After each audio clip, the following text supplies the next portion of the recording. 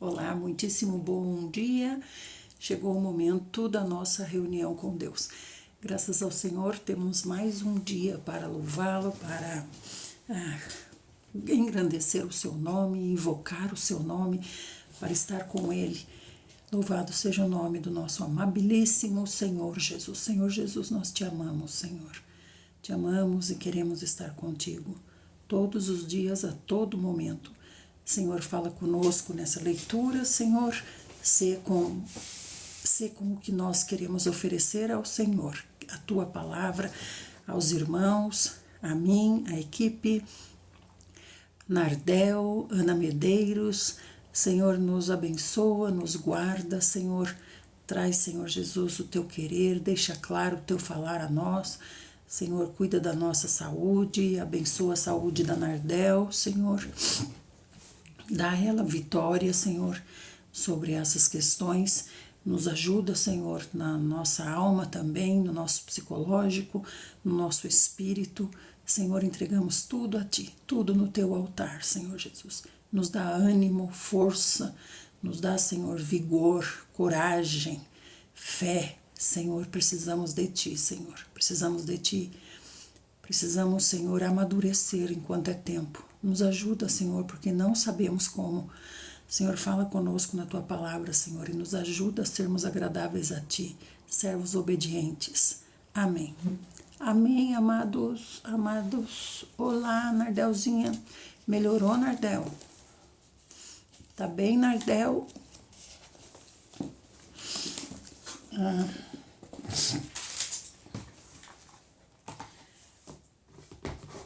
Nós vamos começar um pouco ainda, Senhor Jesus.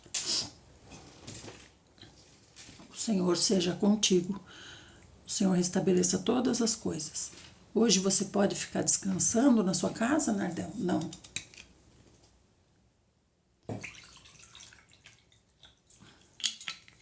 Não. O Senhor cure você logo para você ir trabalhar bem, feliz, ter um dia maravilhoso na presença do Senhor Jesus. Deixa eu tomar também aqui o meu... Esse aqui é hormônio da tireoide.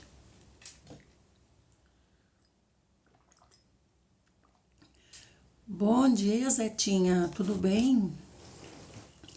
Zetinha, por favor, meu amor, inclua o pedido de oração para Nardel. Nardel não está 100% ainda. Oh, Senhor Jesus.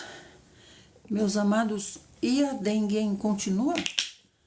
Até quando que vai esse negócio de dengue? Alguém sabe? Eu tô passando repelente ainda, todo dia.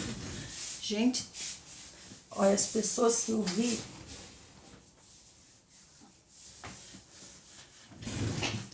Pessoas que eu vi que contaram que tiveram dengue, gente, não foi fácil não, foi terrível, e eu tô passando repelente.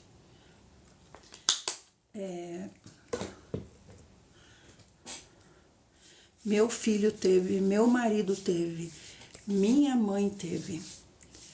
Orenilda, bom dia.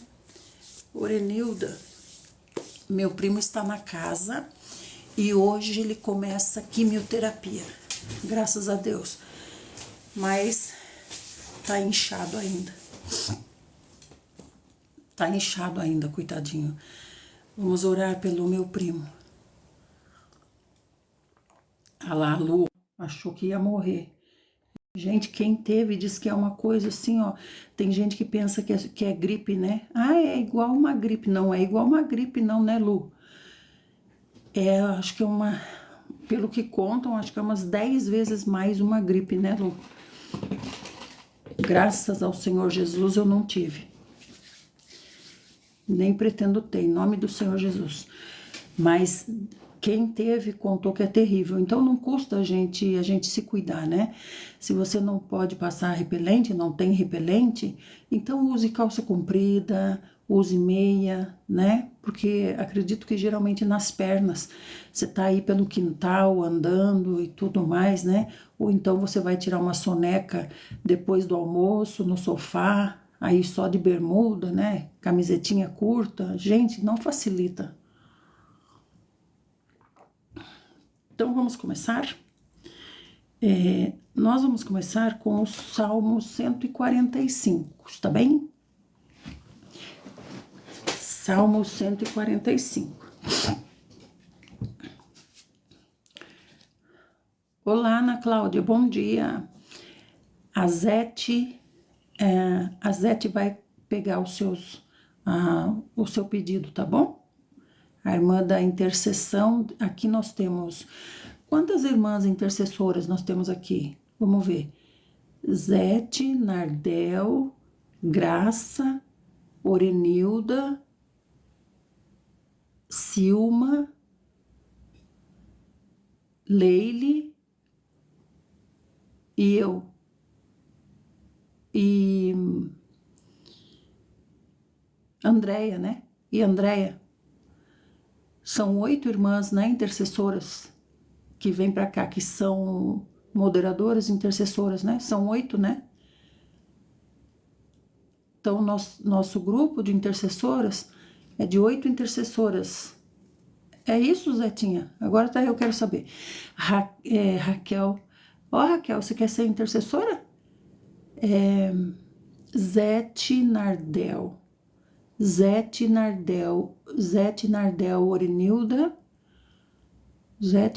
Orenilda, Leile, Eunice, é mesmo, Eunice, Zete, Nardel, Orenilda, Eunice, Leile, Silma, Andréia, eu e Nardel. Acho que somos 9, né? Adel, acho que somos 9, né, gente? Acho que somos 9 irmãs, né, que estamos todos os dias aqui. Tem que orar pela Silma, viu? A Silma não tá boazinha também, né? Eu acho que é dengue também. Senhor Jesus. Então vamos orar, amados. Vamos orar, então. Nós estamos no Salmo 145. Um hino davídico de louvor. Um hino davídico de louvor. Gente, vocês ficam nos corações, certo? Mandando os corações, porque os corações trazem as pessoas para ouvirem a palavra de Deus. E quem puder, ativa esse coraçãozinho laranja que fica do lado do meu nome, tem um coraçãozinho. Segue a conta e vai no coraçãozinho laranja. No coraçãozinho laranja, você faz parte da equipe, né? Então vamos lá. Louvor à divina providência. É um hino que foi escrito pelo nosso maravilhoso pai Davi, que nunca abandonou ao Senhor, Yahvé Adonai. Não é verdade? Ó Senhor, que nós sigamos esse exemplo, que não importa a circunstância, o Senhor será sempre a nossa adoração. Ao Senhor será sempre o nosso culto. Veja, Davi nunca cultuou outro Deus, nunca idolatrou um falso Deus, nunca. Ao contrário de seu filho Salomão, que perdeu o trono, né, na dinastia de Davi por causa disso. Ele não perdeu, né, mas a partir do filho, Israel se dividiu por causa da idolatria de Salomão. Então vamos aqui. Louvor à divina providência, Salmo 145, e diz assim: Exaltar-te-ei, ó meu Deus e Rei, e bendirei o teu nome por toda a eternidade. Eu vou exaltar o Senhor e vou bendizer o seu nome por toda a eternidade. Essa é a razão da nossa existência. Para isso nós fomos criados com livre arbítrio, para escolher amar o Senhor. Felizes esses que escolhem amar o Senhor, que tem esse plano de futuro, exaltar o nome do Senhor, bendizer o nome do Senhor. Aleluia. Todos os dias te bendirei e louvarei o teu nome, e isso para todo sempre. O Senhor é grande, o Senhor é muito digno de louvor, a grandeza do Senhor é insondável. De uma geração até outra geração, fará o louvor de tuas obras, proclamando os teus maravilhosos feitos. Isso somos nós contando para os nossos filhos, contando para os nossos netos. Por isso que ele diz de uma geração a outra. Você conta as historinhas da Bíblia para as crianças? Se não contou, ainda há tempo de contar. Para isso, precisa apenas que os seus filhos estejam vivos, que os seus netos estejam vivos. Então, transmita para a nova geração. Pregarão sobre a esplêndida glória de tua majestade, e eu meditarei sobre as tuas portentosas realizações. Aleluia! Nós temos que ter esse entusiasmo quando vamos falar do Senhor para os da nossa casa, né? As nossas primeiras ovelhas que estão sob nossa responsabilidade. Temos que ter entusiasmo para falar do Senhor, né? Olha aqui nosso pai Davi nos ensinando como é que se fala do Senhor, como é que se transmite o Senhor para as novas gerações, como diz ele, olha só. Vou pregar, né, sobre a esplêndida glória da sua majestade, aleluia, e vou meditar sobre as suas portentosas realizações. Que tremendo! Anunciarei o poder dos teus magníficos e temíveis prodígios, e eu falarei das tuas grandes obras. Amém. Divulgarão a memória de tua imensa bondade e cantarão com júbilo na justiça. Na justiça nos jubilamos, nós nos alegramos. O Senhor é clemente e misericordioso, paciente e transbordante de amor leal. Olha aqui, ó. O Senhor transborda amor leal. Glória a Deus. O Senhor é bom para com todos e sua compaixão alcança todas as suas criaturas. Todas as tuas obras, ó Senhor, te rendem graças e teus fiéis te bendirão. Então aqui ele diz toda a sua obra, tudo aquilo que é vivo, toda a sua obra rendem graças, toda a obra agradece ao Senhor, né? Os animaizinhos, as árvores, tudo agradece, tudo emana agradecimento ao Pai. Tem um versículo que diz, né, a criação geme, clamando que o Senhor venha logo, né? Não é verdade, Elzinha? Eles proclamarão a glória do teu reino e pregarão sobre o teu poder. Ó Senhor, a fim de que todos saibam dos teus feitos maravilhosos e do glorioso esplendor do teu reino. Ó Senhor, porquanto o teu reino é reino eterno e o teu domínio perdura de geração em geração. Geração em geração, do domínio do Senhor permanece, continua, porque nós transmitimos para nossos filhos e nossos netos, bisnetos, tataranetos, a todos que nossa boquinha possa alcançar. O Senhor é fidedigno em todas as suas palavras, Ele é amoroso em todas as suas realizações. O Senhor ampara todos os que caem e ergue todos os que estão deprimidos. Então, veja aqui, ó. Aqui tem mais uma resposta do Senhor para aqueles que dizem assim, fulano perdeu a salvação, perde a salvação. Sabia que perde a salvação? Eu quero que me digam aonde na Bíblia diz que perde a salvação. Uma vez filho de Deus para sempre. O Senhor não abandona os seus filhos. Isso é uma terrível mentira, porque é como dizer assim, você quer ser filho de Deus? Enquanto você é bonzinho e obediente, você é filho de Deus. Mas se você cair, Deus, chuta você para fora. Deus não quer você mais. Você não é mais filho dele. É assim?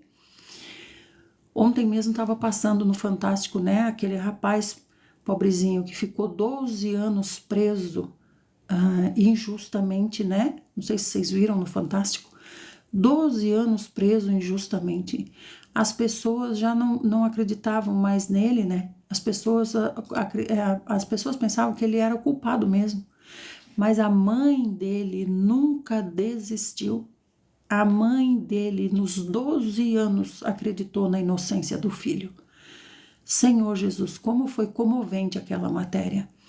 A mãe ficou todos os meses, sem falhar, indo visitar o filho na prisão. Mudavam o filho dela de prisão, ela se esforçava e ela continuava indo visitar o filho na prisão todos os dias.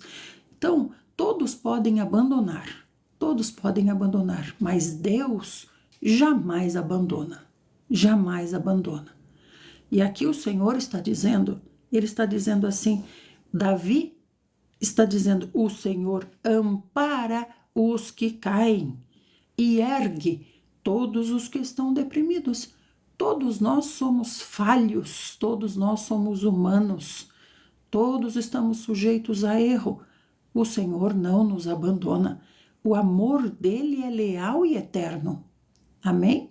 Agora, o amor do Senhor também corrige, né?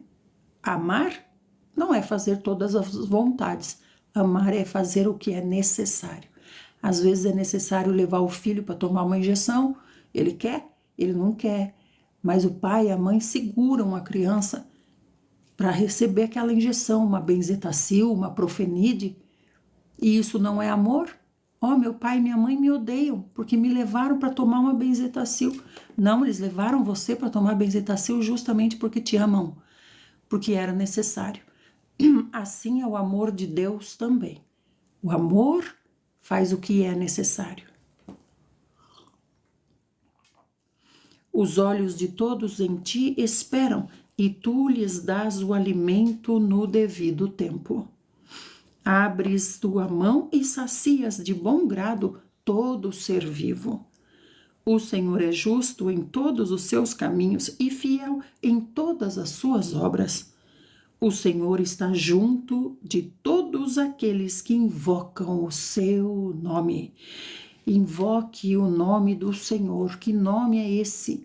Para nós, o nome é Senhor Jesus. A paz, Eunicinha. Olá, Debbie. Não entendi sobre o que você fala. 17.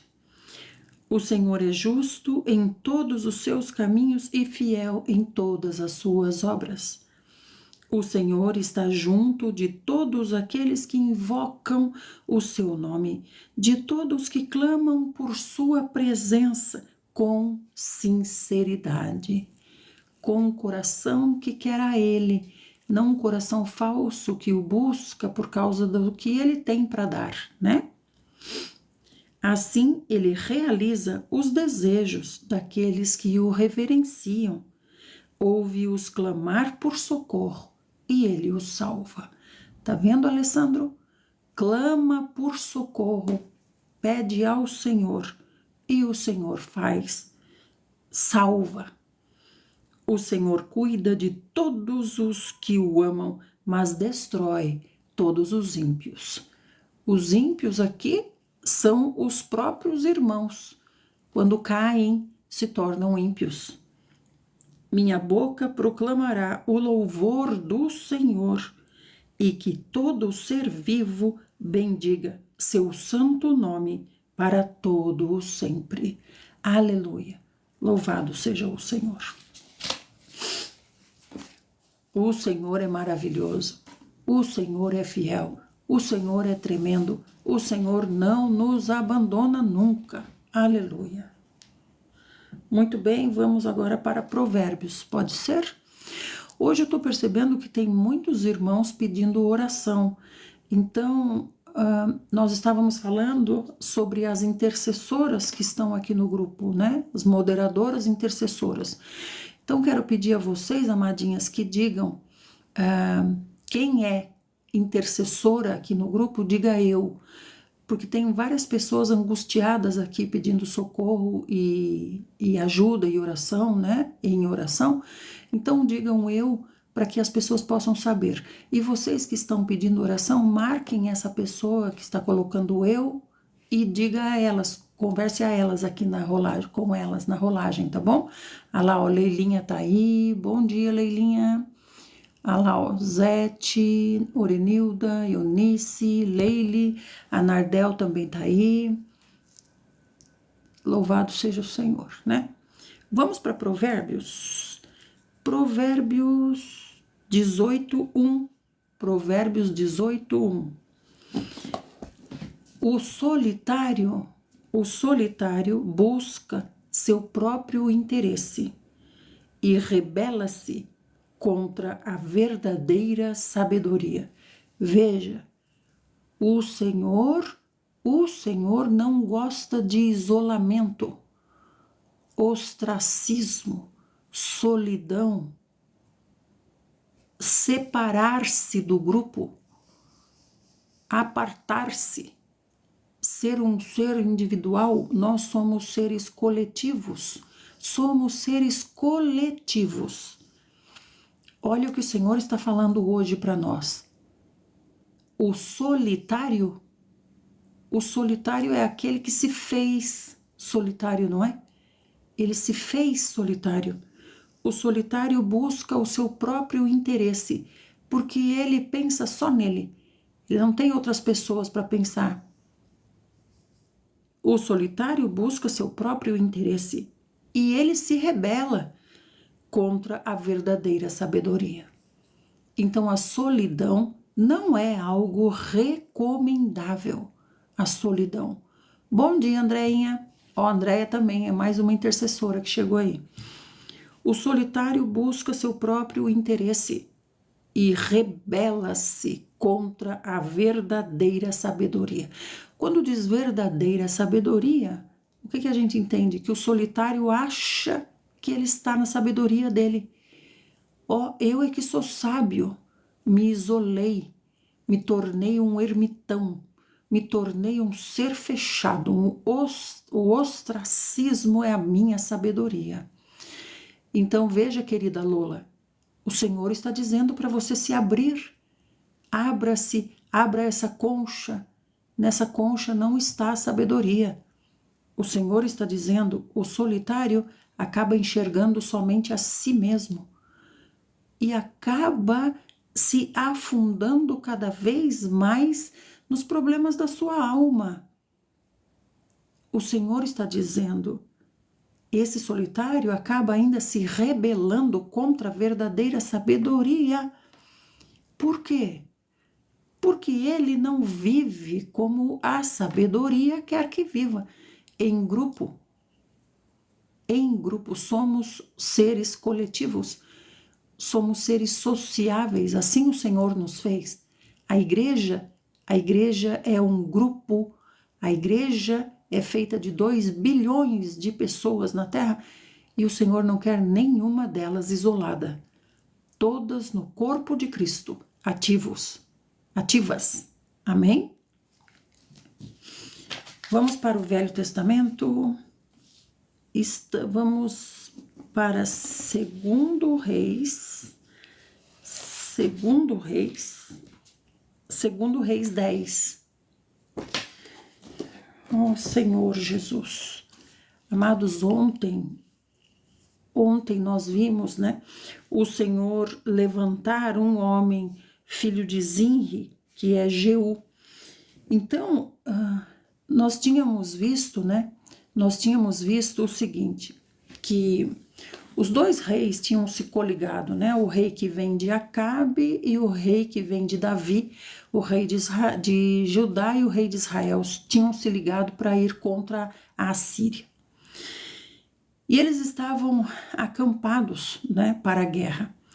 Então, nesse meio tempo, o Senhor levantou Jeú para que Jeú vingasse todos os mortos, toda a injustiça que Acabe tinha cometido desde o tempo de Jeorão, né, que fez os 2 bezerros de ouro.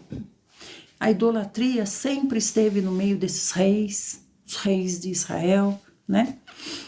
Então o Senhor levantou Jeú, e Jeú matou tanto o filho de o descendente de Acabe, que era quem? Era, esqueci o nome dele. Ele matou tanto Acasias, que era da descendência de Davi, quanto matou também Jorão, que era de Jezabel, né? Filho de Acabe e Jezabel. Acabe já estava morto, né? Faz tempo. Agora Jezabel foi morta ontem. Então esse Jeú, ele matou tanto o rei de Israel quanto o rei de Judá. Ele matou os 2 reis e depois ele se dirigiu até o palácio. Quando ele estava chegando lá perto do palácio, palácio de quem? Palácio que desde Acabe, né, tem esse palácio. Então, nesse palácio está a rainha mãe Jezabel.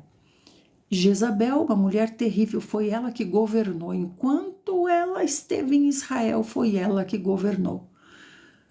Na verdade, não bem ela, né, mas Baal. E aí ontem nós aprendemos algo muito interessante.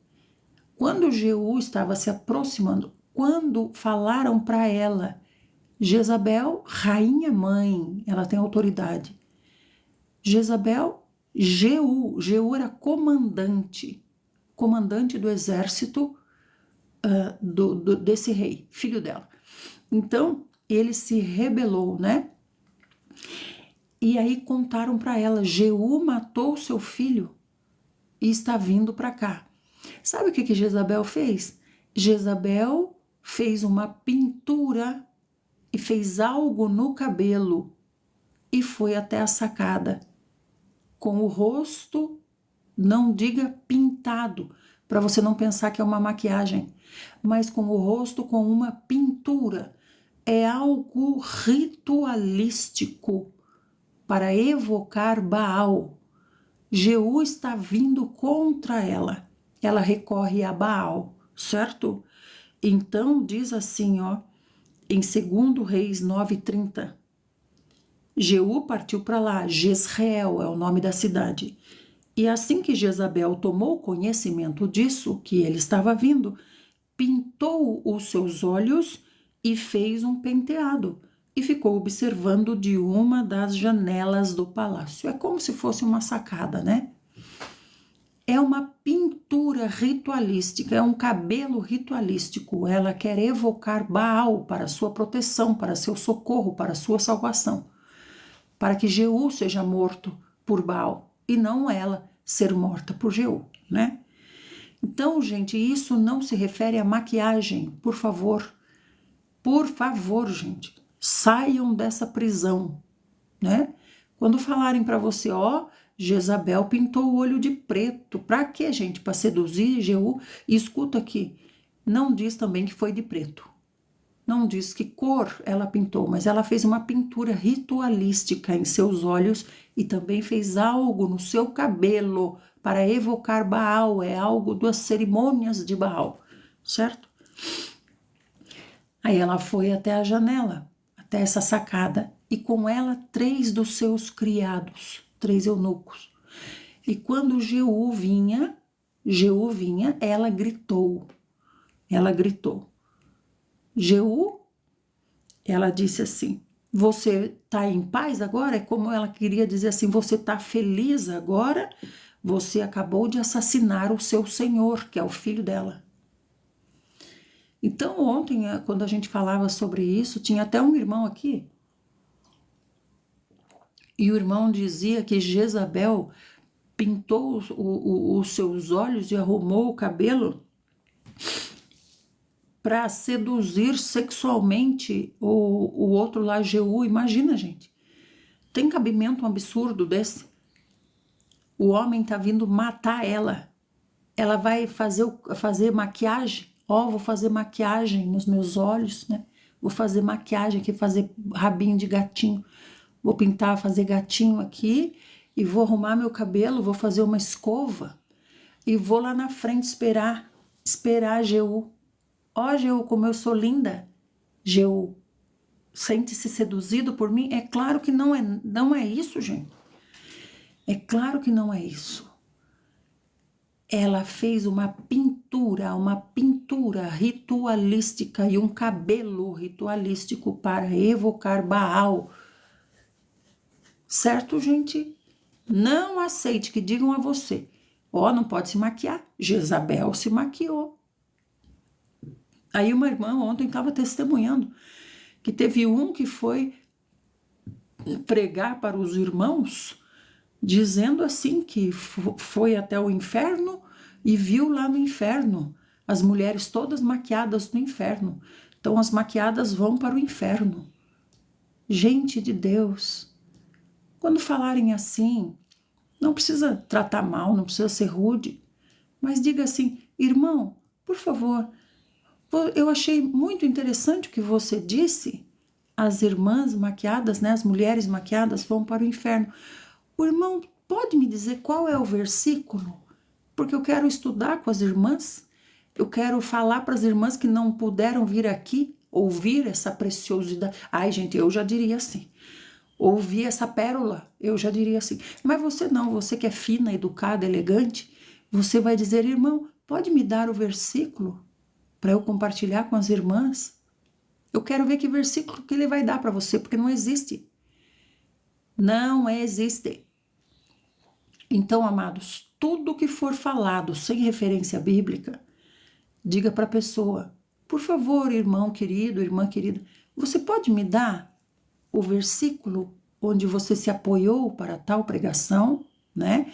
Aí a outra irmã também estava dizendo que na comunidade lá, né, não podia usar piranha para prender o cabelo, fazer assim, ó, coque e prender com piranha. Não podia, porque ia para o inferno também. E aí veio um e testemunhou, ó, eu fui até o inferno, Deus me levou até o inferno. Deus levou você até o inferno? Deus me levou até o inferno e lá eu vi as mulheres todas de piranha no cabelo, todas no inferno. Aí as irmãs da comunidade que tinham piranhas, né? Piranha é aquele negócio de prender o cabelo. Prendedor de cabelo, né? Não sei como é que chama aí onde você mora. Fizeram um amontoado assim e tacaram fogo, porque era coisa do diabo. Gente, por favor, por favor, gente de Deus, tenham discernimento, amadureçam, vão para a Bíblia, sejam leitores da Bíblia, sejam bereanos. Vá no Google, vá no Google e escreva assim, versículo que diz que maquiagem vai para o inferno. E veja no Google. Aí vai aparecer lá alguma coisa a respeito que alguém disse, você vai na Bíblia. Onde é que está falando aqui? Onde é que está falando? Por exemplo, olha, Jezabel pintou o olho de preto, igual você pinta aí. Ó, esse jeito que você pinta aí, ó. Gatinho, né? Gatinho, puxadinho assim. Você passa lápis preto, né? Lápis preto no olho. Ó, Jezabel passou lápis preto no olho, viu? E você viu como é que ela morreu? Cuidado, hein? Gente, o que é isso? O que é isso? O Senhor disse, cuidado você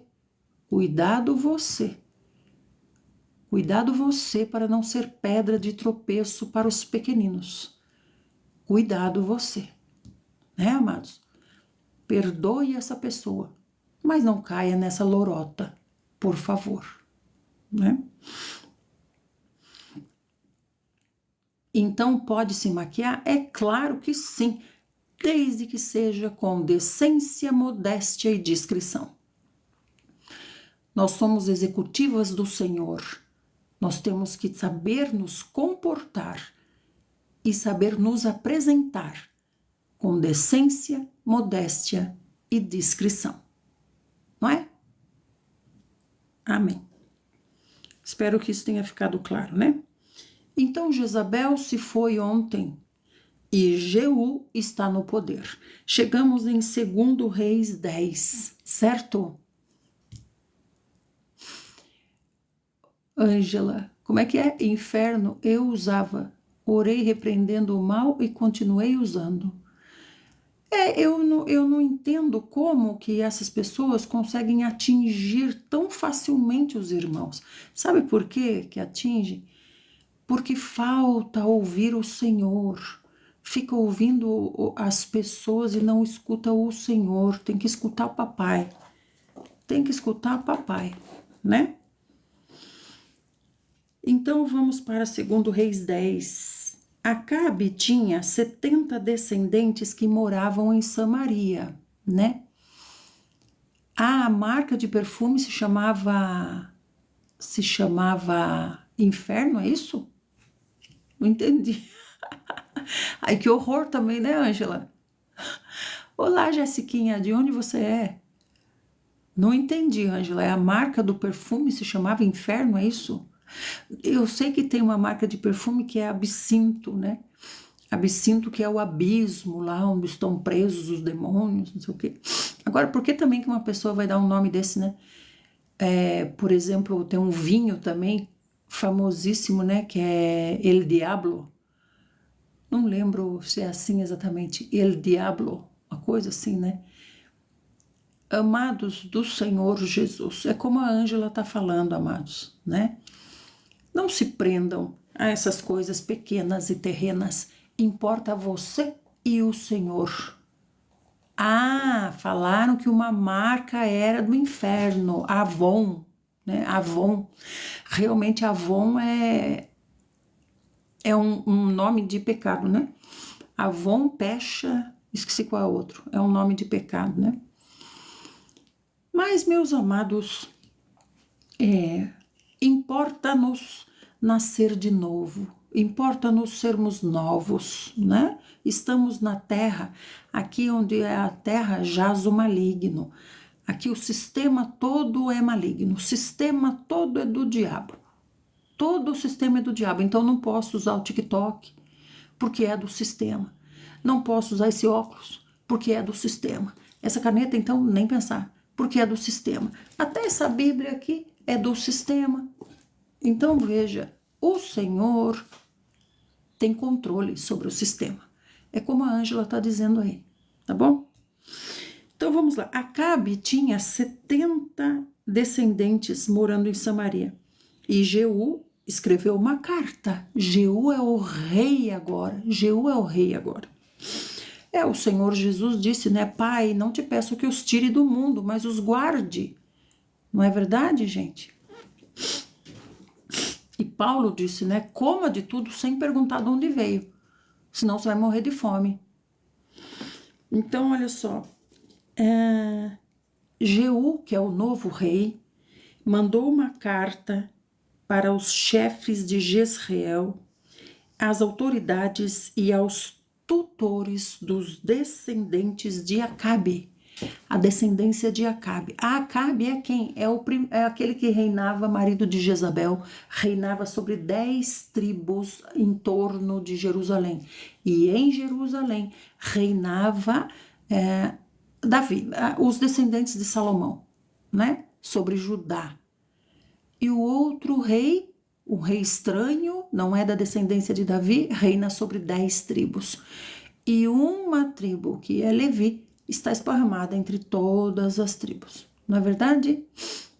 Exatamente, olha o que está falando o irmão Lucas, os templos são sistema. Tudo é sistema, gente. Tudo está dentro de uma organização e é orquestrada com uma intenção: levar os filhos de Deus a cair, né? E muitos não precisa nem levar a cair, ele mesmo se joga. Muitos, ele mesmo se joga, né? Vê o diabo chegando, não precisa nem me derrubar não, eu já me jogo aqui. Gente do céu.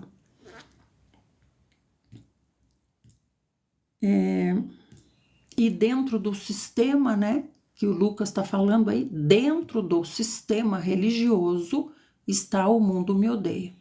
Então, veja, não é o sistema todo que é o problema, mas o que se levanta dentro do sistema contra o Senhor Jesus, né? O mundo me odeia e quer me matar e também vai odiar vocês. É o quê? os que se levantam dentro do sistema contra a palavra. A palavra.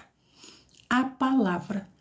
Porque eles dizem o nome do Senhor Jesus, eles propagam o nome do Senhor Jesus.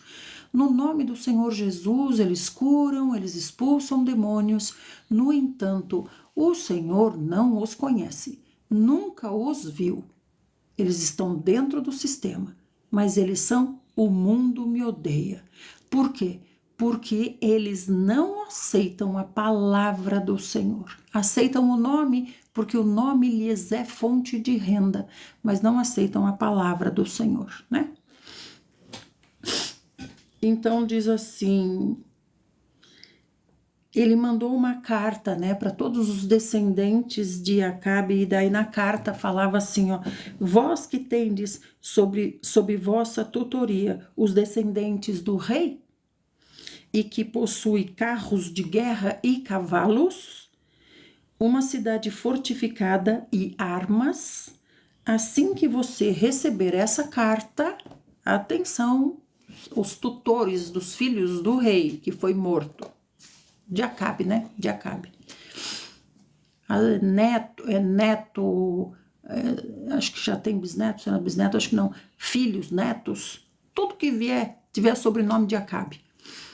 Escolha o melhor e mais capaz dos descendentes do seu pai e defenda a dinastia do seu rei. Então ele está convocando para a guerra, né? Eles, no entanto, sentiram grande medo e comentaram: se 2 reis não puderam resistir a Jeú, imagina nós então, porque Jeú matou os 2. Jeú matou o rei de Judá e matou o rei de Israel. E o prefeito do palácio, o governador da cidade, as autoridades e os tutores enviaram uma mensagem resposta a Jaú. Jaú era comandante do exército, eles conhecem muito bem Jaú. Nós somos teus servos e vamos fazer tudo o que você ordenar. Não vamos escolher rei nenhum, faça o que te agradar. Então vocês estão compreendendo? Jeú matou os 2 reis e agora ele manda uma carta para aqueles que são os mordomos, vamos dizer, os mordomos, os tutores dos descendentes de Acabe, né? Dizendo para eles: escuta, você é tutor de algum aí descendente de Acabe? Você quer pôr esse descendente no trono? Se você quer, então prepare-se para guerrear contra mim. E os tutores respondem à carta: não, meu senhor, não guerrearemos contra o Senhor, ao contrário, o serviremos. Diga o que queres que nós faremos, com certeza ele vai mandar matar os descendentes, né? Jeú então escreveu uma segunda carta, e nessa segunda carta ele falava: se você está do meu lado e quer me ouvir, tome as cabeças dos homens da família do seu senhor e venha ter comigo amanhã, a essa hora, aqui em Jezreel. Ele já está no palácio, né? No palácio da rainha mãe Jezabel. Ele está dentro do palácio, sentado no trono. Então ele está dizendo assim aos tutores dos descendentes: se vocês querem ficar do meu lado, então faz o seguinte, eu quero que vocês venham amanhã numa reunião que nós vamos fazer e quero que vocês tragam as cabeças dos descendentes, dos quais vocês cuidam, né? Ora, os 70 descendentes de Acabe estavam sendo criados pelas autoridades das cidades. Então, estavam debaixo da proteção, domínio e controle desses responsáveis, né? Logo que a carta chegou na mão deles, eles pegaram os filhos do rei, degolaram todos os 70 e, pondo suas cabeças em cestos, mandaram as cabeças para lá, para Jezreel. Mandaram na frente as cabeças. E veio um mensageiro e deu a notícia a Jeú, que está no trono. Trouxeram as cabeças dos filhos do rei. Então ele respondeu: coloque as cabeças em 2 montes lá na entrada da cidade até a manhã seguinte. São 70 cabeças. Ele mandou fazer 2 montes lá na entrada da cidade. Então tem o portal da cidade, né? O portão grande da cidade. Então ali na frente, ali onde se reúnem os homens importantes, né? tanto os estrangeiros que chegam, quanto os homens da própria cidade fortificada, Jezreel. Então ele fez ali 2 montes de 35 cabeças humanas em cada monte. Gente, quero falar uma coisa, não quero assustar vocês, mas isso voltará a acontecer. Portanto, amadureça hoje, fique pronto hoje, porque isso voltará a acontecer. Então ele expôs 2 montes com 35 cabeças para todo mundo ver, criança, todo mundo. E é obrigado a passar por ali, porque é o portão da cidade. Então, na manhã seguinte, e ele dormiu tranquilamente, olha só, dormiu. Ele falou assim, ó, faz 2 montes lá na entrada da cidade e deixa lá. E ele foi dormir, repousou tranquilamente. E no outro dia, Jeú saiu e disse para o povo: vocês são inocentes. Eu conspirei foi contra o Senhor de vocês, e eu matei a ele. Que é quem? Jorão, né? Mas eu quero saber quem degolou esses aqui. Então o povo está reunido lá. O povo está reunido lá, gente, diante dos 2 montes de cabeças dos filhos do rei. Saibam, portanto, agora que nada vai deixar de se cumprir da palavra do Senhor, Yahvé Adonai, deixará de se cumprir da palavra do Senhor proferida contra a família de Acabe, porque o Senhor tem cumprido o que anunciou por meio do seu servo Elias. Ele realmente foi ungido pelo Senhor, né? O Senhor não disse para ele fazer essas atrocidades, mas ele foi ungido rei pelo Senhor. Por quê? Por causa da idolatria, tanto do rei de Judá quanto do rei de Israel. O rei de Judá e o rei de Israel escolheram isso para si. E agora finalmente chegou a eles o que eles escolheram, né?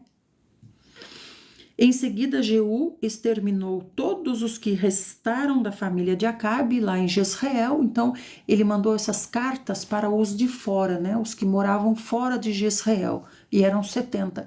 Mas tinha os que moravam em Jezreel, como se Jezreel fosse uma capital, e Jezreel está o palácio, né?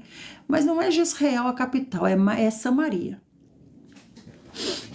Então, ele exterminou todos que estavam lá em Jezreel ainda, como também todos os aliados, não só os que tinham o sangue do rei, como também os aliados, os que eram a favor deles, né? Eram nobres e eram sacerdotes, sem permitir que ninguém escapasse. Então ele limpou o reino de Israel desses idólatras, né? Todos esses aqui são de Baal. Todos são de Baal, né? Ah lá, a Silma chegou. Bom dia, Silma. Melhorou? Muito bem. A Silma é mais uma das intercessoras que nós estávamos falando. Nós temos aqui 8 ou 9 intercessoras. Muito bem. Então, minha gente querida, chegamos em 2 Reis 10, 12.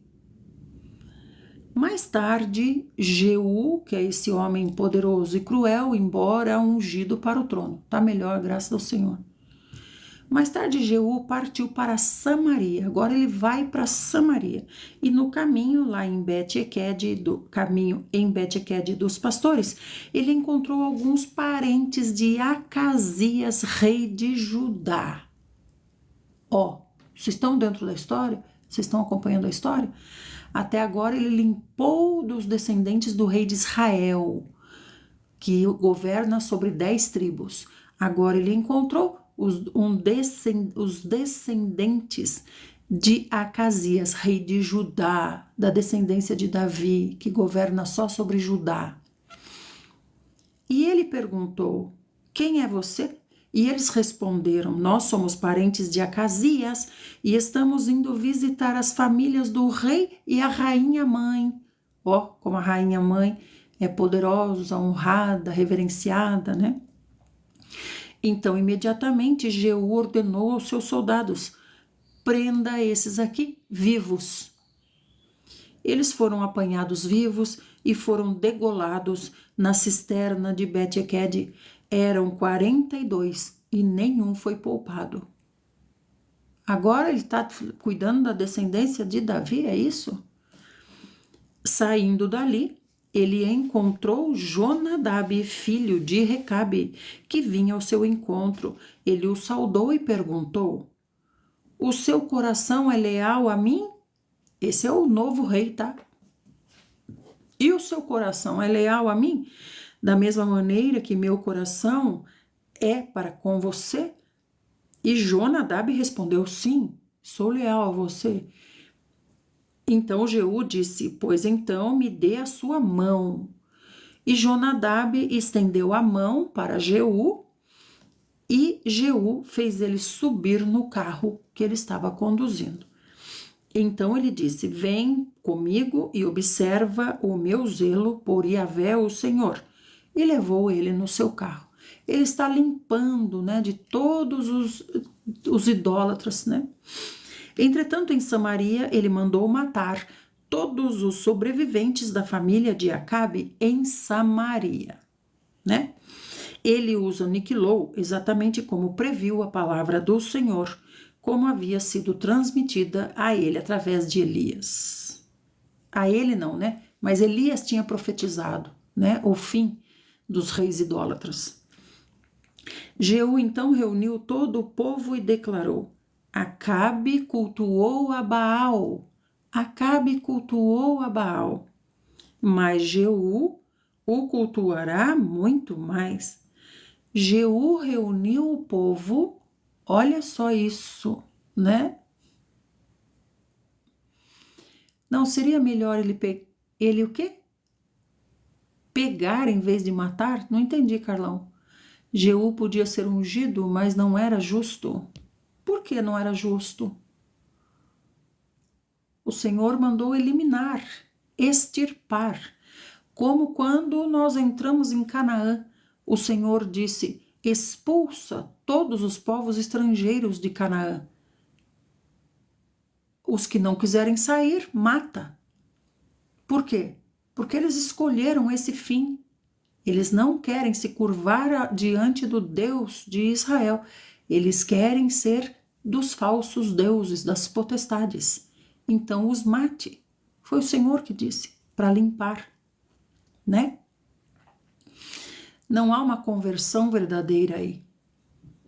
Seria uma conversão hipócrita, só porque estão na iminência da morte, né? Gente, tudo isso que acontece é porque a pessoa escolheu esse fim. Foi a pessoa que escolheu esse fim. Eles são de Baal, certo? Então Jeú reuniu todo o povo e declarou: Acabe cultuou pouco a Baal, mas Jeú cultuará muito mais. Ele está aqui fazendo uma estratégia. Por isso, tragam à minha presença todos os profetas de Baal, seus servos, seus sacerdotes, não deixem ninguém para trás, porquanto eu tenho grande e importante sacrifício para fazer a Baal. Esse aqui é Jeú, tá? Ele foi ungido rei, ele está limpando tudo. E aqui ele está usando do mesmo artifício, né? de Baal, o engano.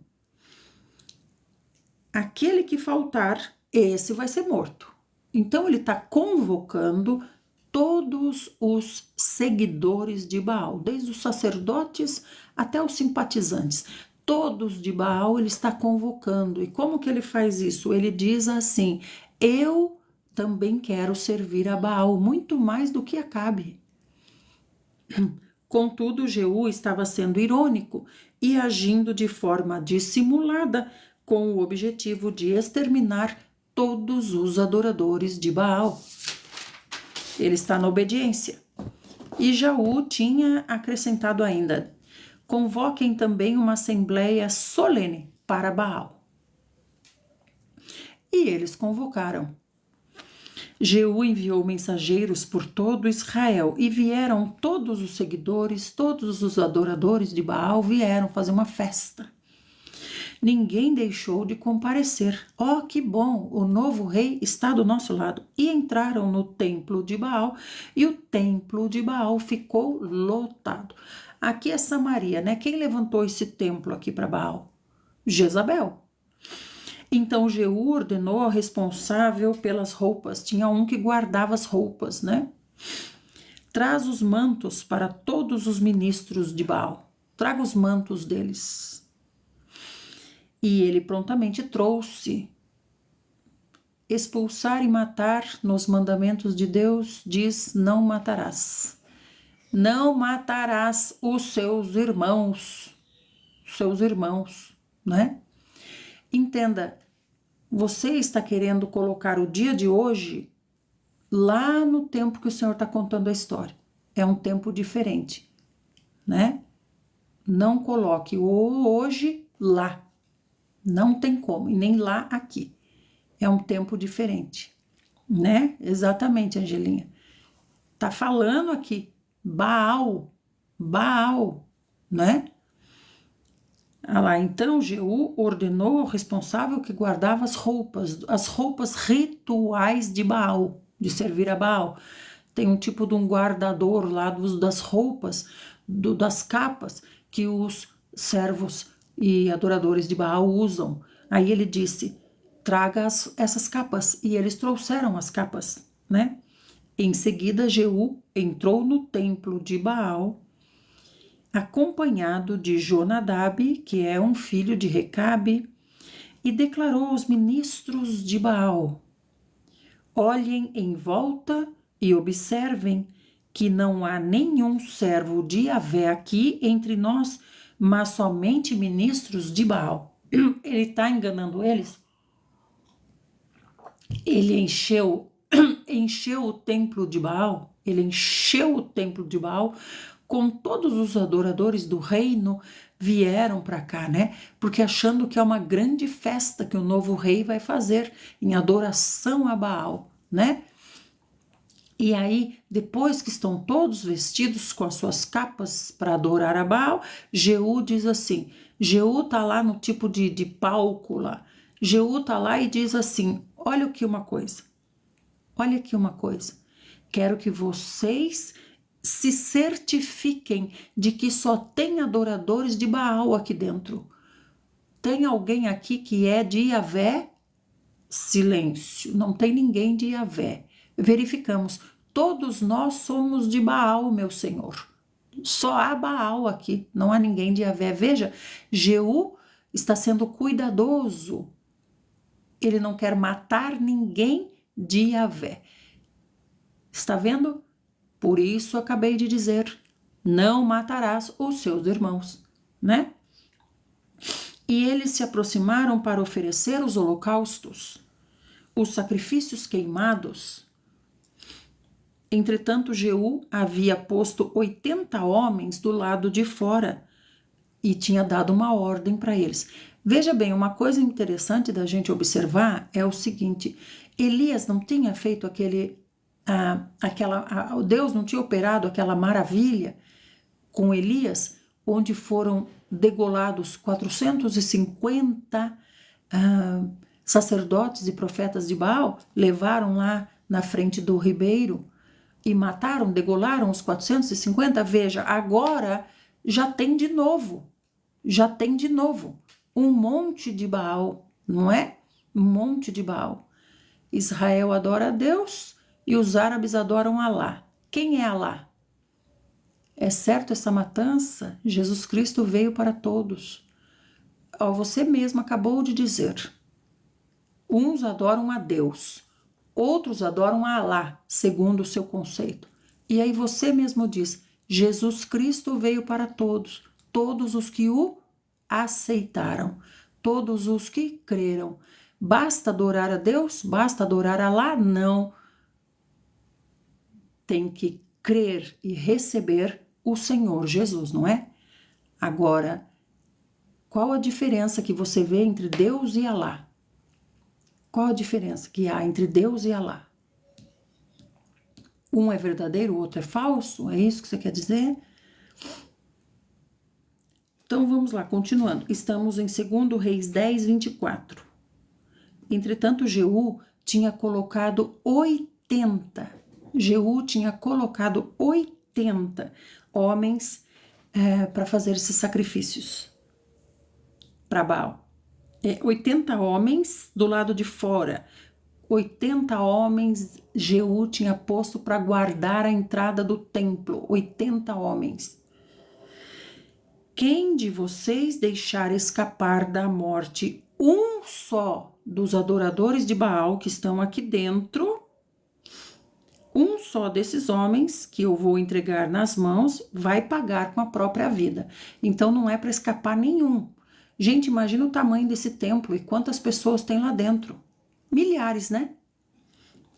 Assim que os ministros de Baal acabaram de oferecer o holocausto a Baal, Jeú ordenou aos seus guardas, aos seus oficiais: entrem agora e matem todos eles, que ninguém seja poupado.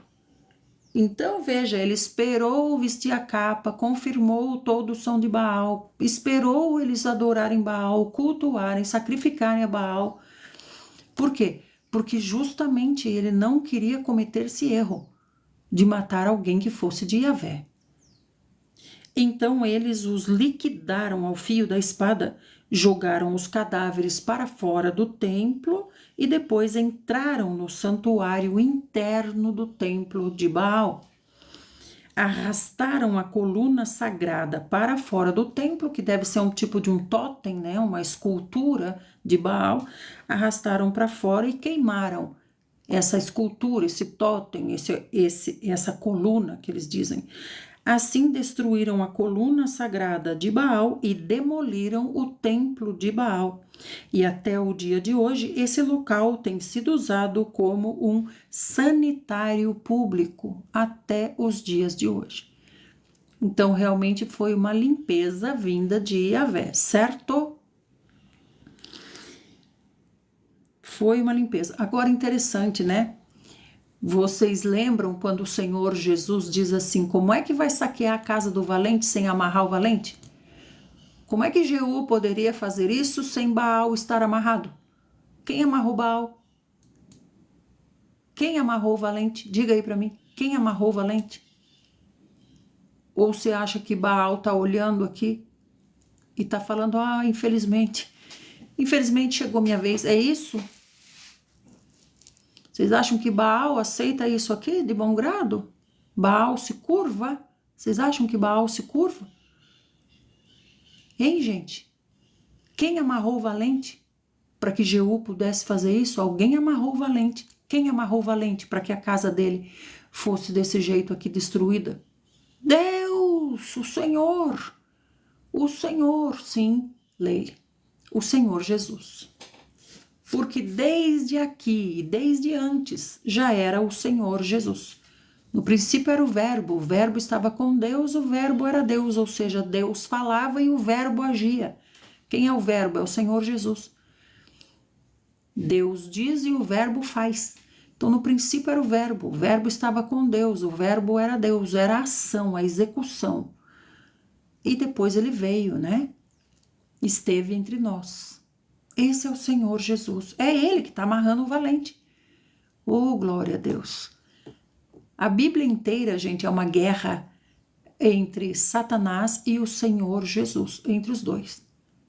Uma guerra pelo reino, e o reino somos nós.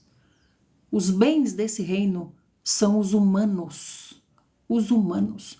Sabe quando você assiste um filme de ficção? E aí no filme de ficção tem lá brigando pelo planeta Terra, isso, aquilo, tal, tudo isso é inspirado. Os autores desse tipo de arte é com certeza, né, espiritualmente inspirado na realidade. Não estou dizendo que vem da parte de Deus, pode vir inspiração de Deus e inspiração também de Satanás, né? Mas a guerra, gente, que eu quero dizer, é entre o Senhor Jesus e Satanás. Tem gente que pensa que é entre Satanás e Deus. Tem como alguém guerrear contra Deus? Diga para mim. Tem como? Não tem. é que pode alguém querer tomar o trono de Deus? Tem como isso, gente? Deus é o princípio de todas as coisas, o princípio e o fim. Tem como? Não tem como. Então essa guerra é entre Satanás e o Senhor Jesus. O Senhor Jesus é uma manifestação do próprio Deus. Ele se fez pequeno para habitar dentro de nós. Ele se fez do tamanho de um grãozinho de mostarda para poder habitar dentro do nosso coração, porque o nosso coração é do tamanho de um grãozinho de mostarda. Olha o tamanho do nosso coração. O Senhor teve que se fazer do tamanho de um grãozinho de mostarda. É o que? Uma cabecinha de alfinete, porque o nosso coração é desse tamanho aí. Ele teve que se fazer desse tamanho. Então aqui, quando a gente diz Baal, quem amarrou o valente? Quem é que está segurando o valente? É o Senhor Jesus. É Ele que está segurando o valente, né? Ele e os seus anjos, que sempre vão vencer, porque são obedientes a Yahvé e também porque eles têm 3 vezes mais, né? Baal tem 1, enquanto o Senhor Jesus tem 3, né? Enquanto o Senhor Jesus tem 3. É a terça parte. É exatamente, né? Muito bem. Então vamos continuar. Então, gente, Jeú acabou, detonou os sacerdotes de Baal, o templo, tudo. Ele está limpando de toda a idolatria. Por isso ele está matando muita gente. Porque essas pessoas aqui escolheram esse fim. Compreenda isso. Não é o Senhor que é cruel, não é o Senhor que é mau, não é o Senhor que mata os homens. O Senhor do Velho Testamento matava todo mundo. Ele matava todo mundo que escolhia esse fim, correto? Ele lhes dava o fim que eles queriam, como ele disse para nós também, né? Eu é que sei o que penso a respeito de vocês, o destino que quero dar a vocês, e é o destino que vocês querem. É esse que eu vou dar para vocês. O Senhor fala para nós também isso, não é? Foi assim que Jeú exterminou de Israel o culto a Baal. Glória a Deus, o Senhor Jesus amarrou o valente e Jeú fez a faxina. Aleluia. Foi assim que Jeú exterminou de Israel o culto a Baal. Contudo, Jeú não abandonou os pecados de Jeroboão, filho de Nebate, com que levou Israel a pecar. Então veja, Jeú falhou também. A saber, os bezerros de ouro que estavam em Betel e Dan. Gente, desde o tempo de Jeroboão, o primeiro rei que o Senhor levantou, para estar sobre as 10 tribos, olha só, quando Salomão morreu, o Senhor já tinha falado para Salomão, né? Salomão, gente, debandou para o lado de Camus, Azerá e Moloque. Olha que coisa horrível. Ele abandonou o Senhor e debandou para esse lado. Então o Senhor disse para Salomão, né? O Senhor disse para Salomão: os seus descendentes não governarão mais sobre Israel por causa da sua desobediência, por causa da sua idolatria, mas em honra à promessa que eu fiz a Davi. Sempre haverá alguém de Davi no trono, mas só sobre Judá. Davi é de Judá, né? De onde vem a nossa salvação, de Judá. Davi é de Judá. Então o Senhor deixou apenas sobre Judá, que é uma tribo, porém a mais proeminente até hoje. Por isso que nós dizemos judeus, porque os judeus vêm da tribo de Judá, né? É a que prevaleceu. Então o Senhor deixa no trono um descendente de Davi sobre Judá, e sobre as 10 tribos ele levantou reis estranhos que não eram da família de Davi, e o primeiro foi Jeroboão. Jeroboão, gente, o que ele fez? Ele fez 2 bezerros de ouro, porque ele não queria que o povo fosse a Jerusalém cultuar no templo, onde está a arca, a presença do Senhor. Ele não queria que fossem lá, porque lá tem o outro rei. Então ele tinha medo que o outro rei, pegasse os seus súditos, ou convencesse os seus súditos, ou levantasse um golpe de Estado aí. Ele proibiu o seu reino de ir até Jerusalém cultuar o Senhor, de medo de perder o trono. Então, o que ele fez? Ele fez 2 bezerros de ouro, colocou um em Dan e colocou outro em Betel, e disse para o povo: esses são os seus deuses, adorem aqui. Então, esse pecado, gente, veio com todos os reis que vieram depois de Jeroboão. Não são todos da linhagem de Jeroboão. Foram levantados muitos, e até hoje tem os 2 bezerros. E aí Jeú, depois de obedecer ao Senhor em tudo, o Senhor amarrou o valente, e ele, por causa da obediência dele, agora o que ele me faz? Agora ele mesmo vira um idólatra, poupando os bezerros de Jeroboão. Faz esses bezerros estão ali, gente, acho que mais de 100 anos.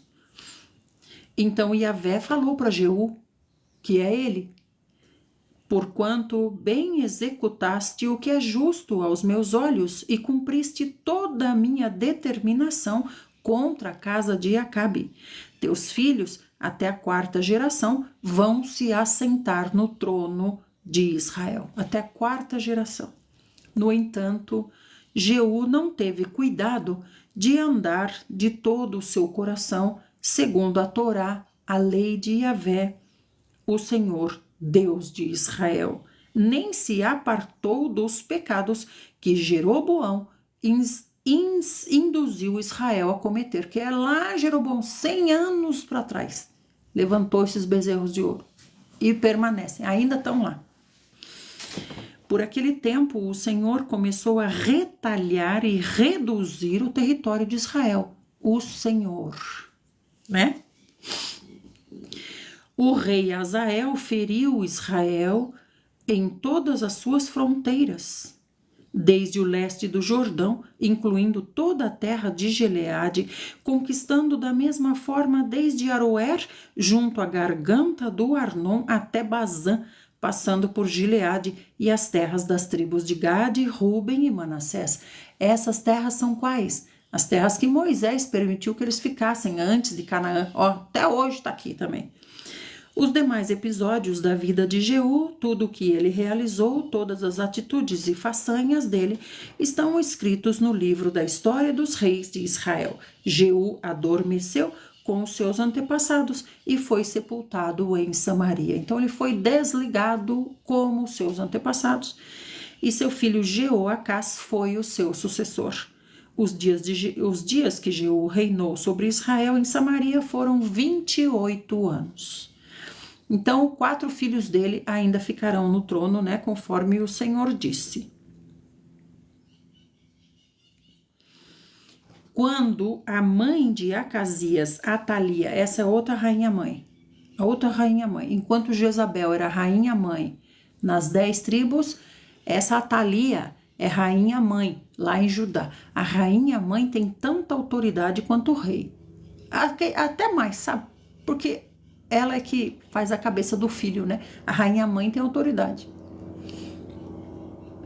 Quando a mãe de Acasias, Atalia, tomou conhecimento que seu filho tinha sido morto, então agora nós estamos voltando, né, no episódio passado, que é quando Jeú matou ele. Até Jeú já morreu, mas o Senhor vai nos contar agora o que aconteceu com o rei que era de Davi, certo? O Senhor está voltando para nos contar. Veja, o Senhor está nos contando uma história. Por isso que nós estamos aqui, para ouvir o que o Senhor está nos contando. Nós não estamos aqui para seguir as leis, estamos aqui para que o Senhor nos conte a história.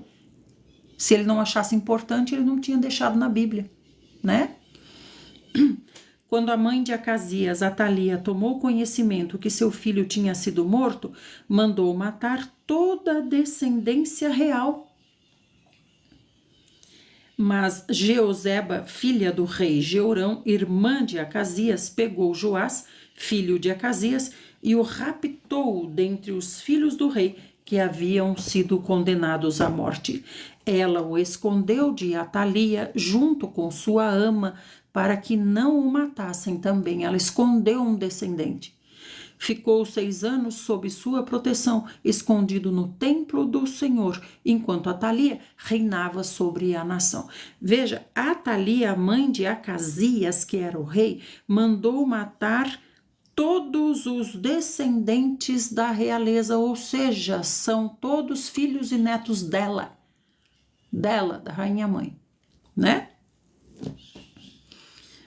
E aí um tutor conseguiu escondeu Jeoacás.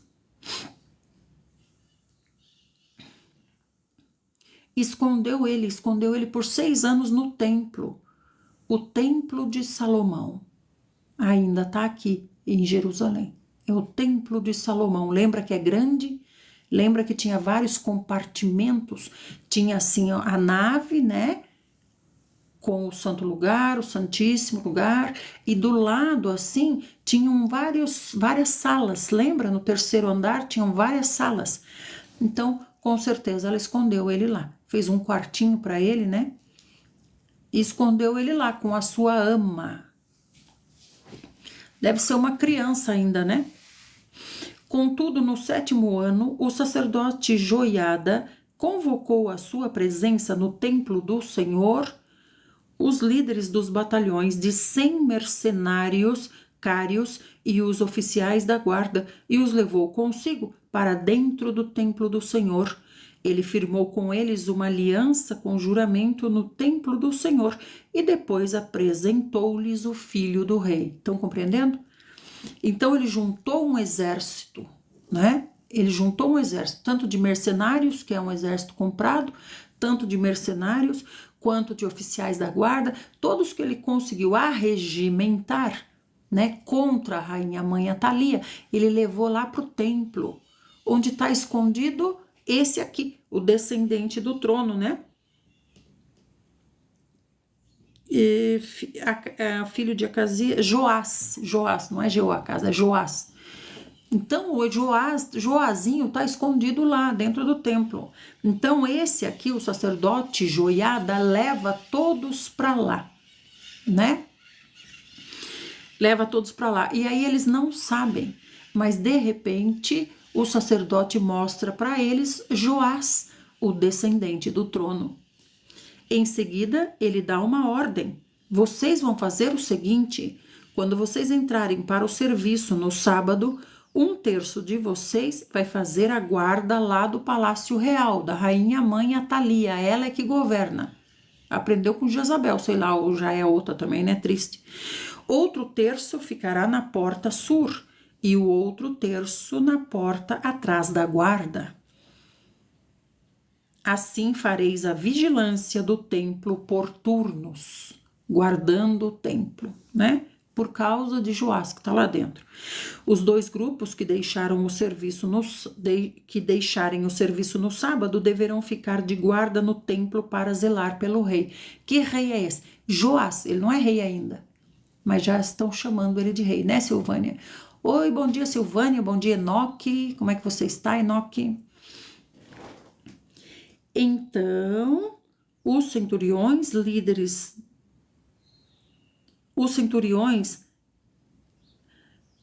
os 2 grupos que deixarem o serviço no sábado deverão ficar de guarda no templo para zelar pelo rei.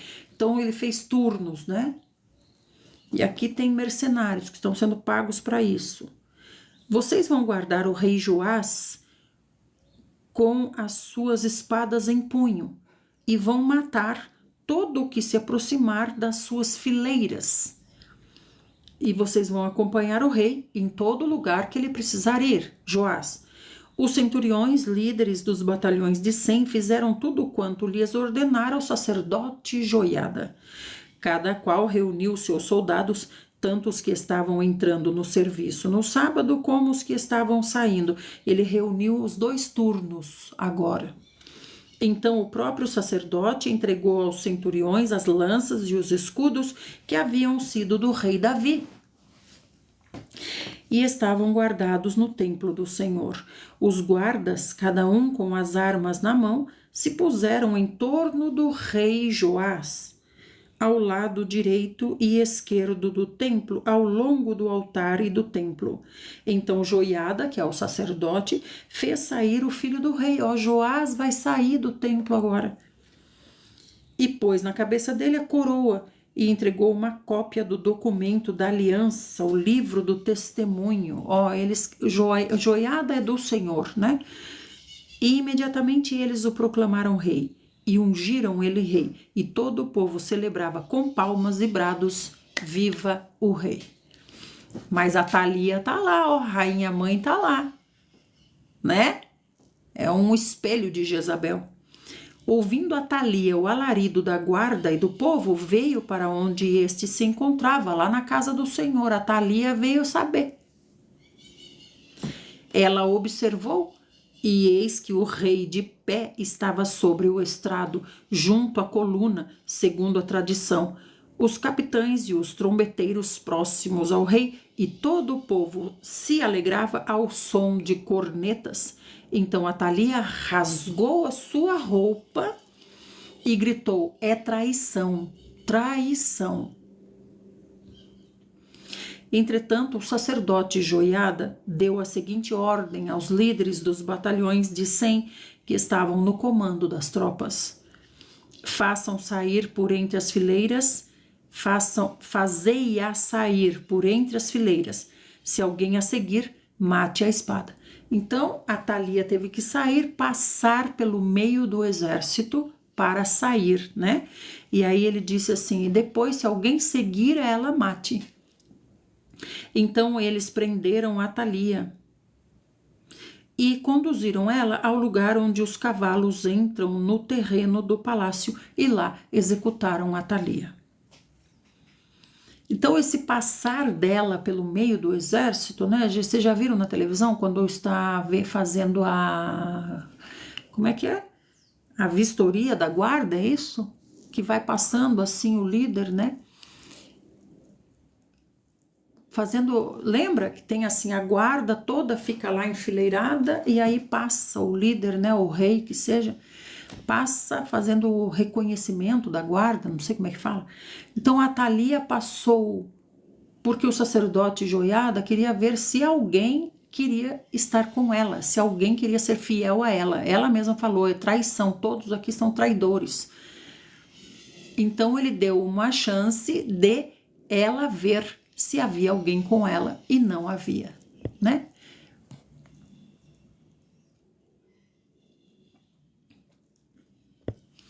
Continuando. Então Joiada, que é o sacerdote, celebrou entre o Senhor, o rei e o povo uma aliança, por meio da qual o povo se comprometia a ser o povo de Yahvé, e outra aliança entre o rei e o povo. Gente, quando a Thalia matou todos os descendentes do rei, deve ter das concubinas também, né? Então aqui Joás não diz aqui, pode ser que Joás não seja do sangue dela, né? Diretamente, pode ser de alguma concubina, não sei.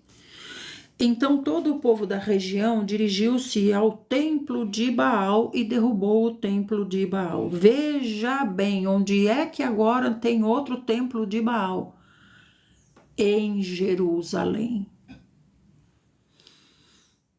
Despedaçaram os altares e os ídolos e mataram Matã, que era o sacerdote de Baal, em frente aos altares. Em seguida, o sacerdote Joiada destacou guardas para o templo do Senhor, pôs guardas para cuidarem do templo do Senhor. E o Senhor Jesus mantém Baal amarrado, né? Porque aqui a gente está vendo ser limpo também Jerusalém. Até Jerusalém tinha templo de Baal. A que ponto chegamos? Convocou os capitães dos cários, os da guarda, todo o povo da região, e em cortejo aclamaram o novo rei. Todo o povo da região e em cortejo aclamaram o rei do templo. Agora eles estão levando o rei, né? Joás estão levando para o palácio. até o palácio, passando pela porta da guarda, e Joás sentou-se no trono dos reis. Alegrou-se sobremaneira todo o povo, porque ninguém gostava de Atalia, era uma mulher cruel, é outra Jezabel. O povo se alegrou sobremaneira reunido, e a cidade experimentou grande paz, logo que mataram Atalia a espada, próximo à casa do rei. Joás tinha 7 anos, quando... Aí falei que era criancinha, olha aqui. Joás tinha 7 aninhos, quando foi proclamado rei e começou a reinar. Olha que belezinha, gente. Que gracinha do Senhor Jesus, né? Queira o Senhor que tenha sido obediente, Joazinho. Vocês vejam, gente, a criança, né? Ela faz aquilo que ensinam a ela. Então tem algum cabeça aqui sobre Joás. Joás tem só 7 aninhos. Então quando ele foi escondido lá no templo, ele tinha 1 aninho, gente. Nem andava ainda. O Senhor o guardou. Que coisa maravilhosa, não é? O Senhor guardou Joás. Que coisa tremenda. 1 aninho. Por isso que ele ficou com a ama. Que belezinha, né? Essa ama aqui é que é um tipo de rainha-mãe agora, né? Não há esse reconhecimento, é claro, ela é só uma empregada, uma serviçal, mas nós dependemos de como essa ama criou ele. Mas ele está dentro do templo, então o sacerdote Joiada deve estar encarregado da instrução. Gente, olha, essa história é maravilhosa, né? Continuando. Será que eu continuo ou paro aqui, hein? O reinado de Joás. Eu quero saber como é que foi Joás. E agora, gente? Vou para o Novo Testamento ou a gente dá uma olhada aqui? Eu quero saber, Joazinho, como é que foi? Vocês querem saber de Joazinho? Eu também quero saber. Senhor Jesus, conte para nós. Estamos em 2 Reis 12, né? Ah lá, Pri, continua, por favor.